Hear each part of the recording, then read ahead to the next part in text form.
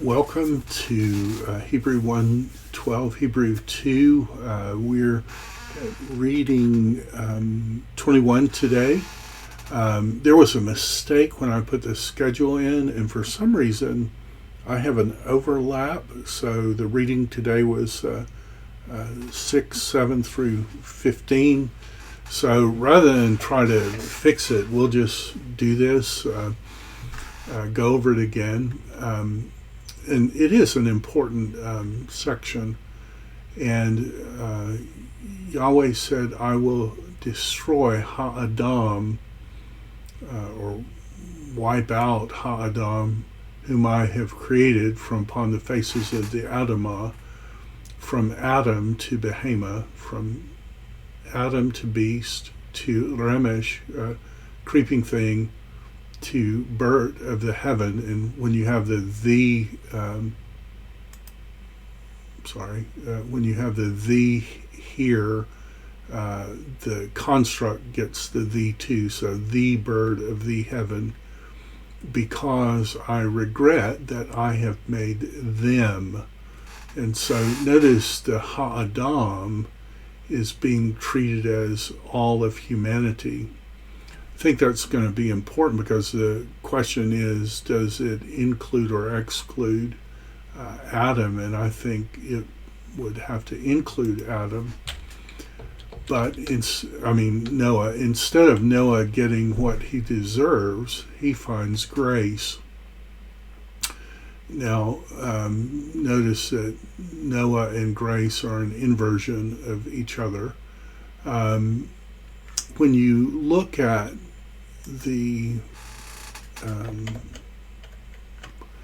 root of, well, let me go back here, Genesis 6, 7. When you look at the root of Hain, let me just pull up.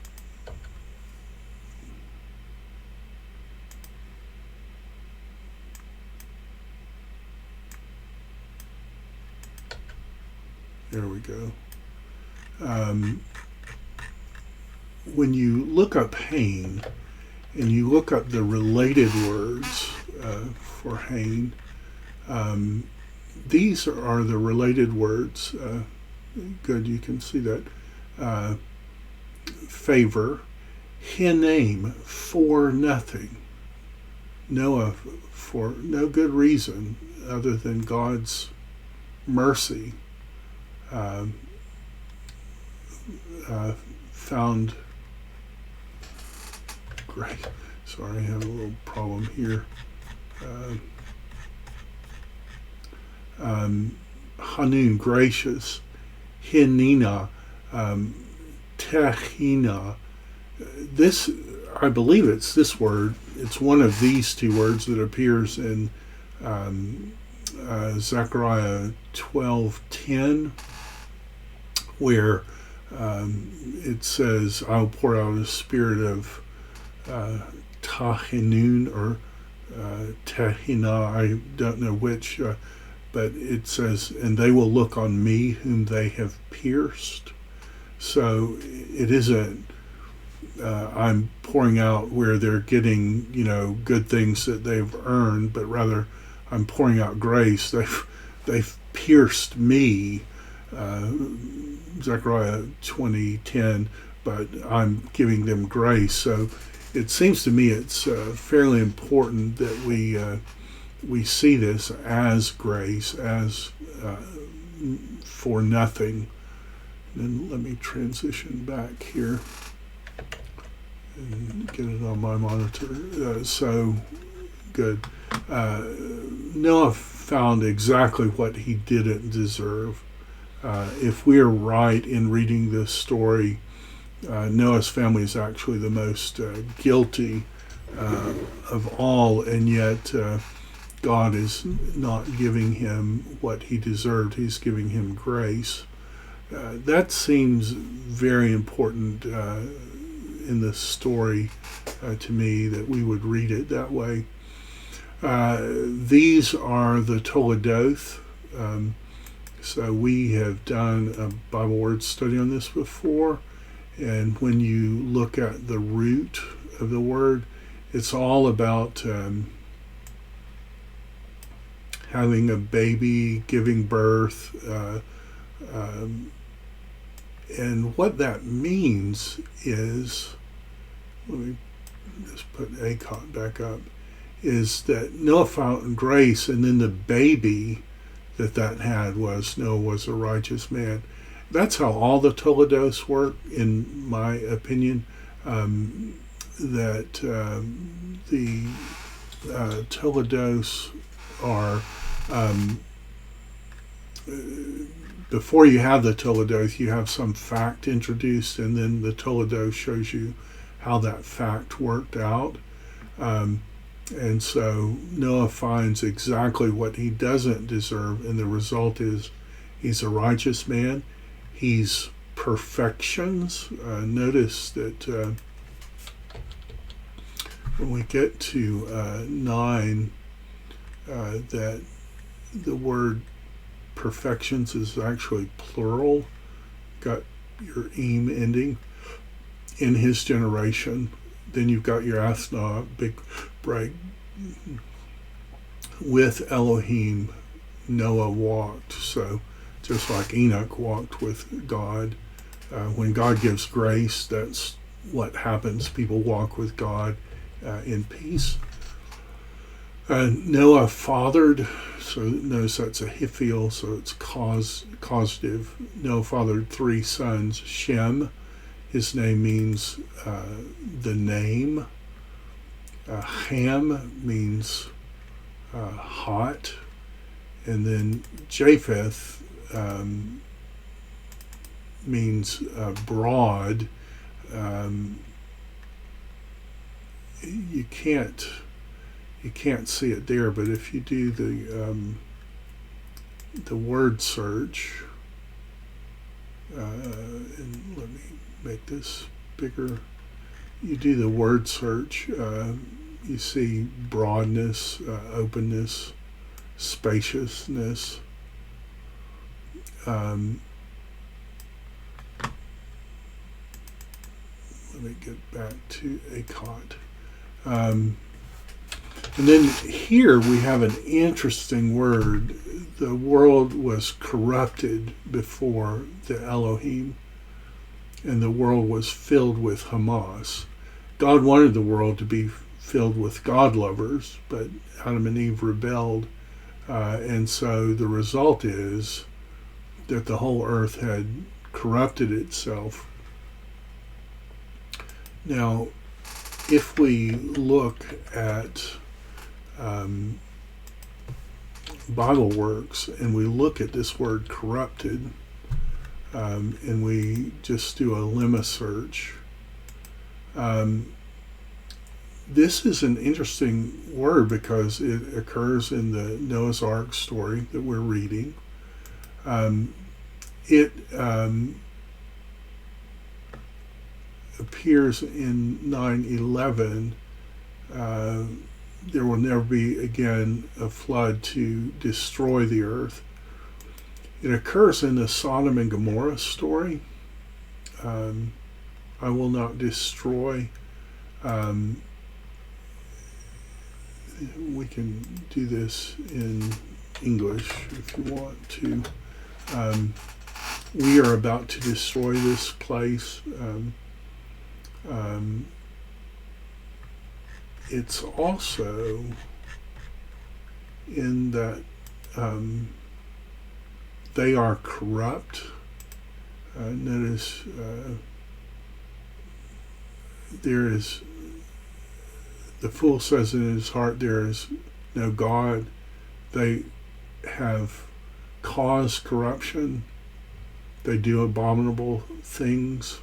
Of course, that same psalm is repeated in Psalm 53. So this is an interesting word. The earth had corrupted itself, or was corrupted, Niphal, and it was filled with violence. And Elohim saw the earth, and behold, it was corrupted, because all flesh had corrupted its way on the earth. And so we're to ask the question, was like Noah saved because he was righteous, or did God show him mercy? Well,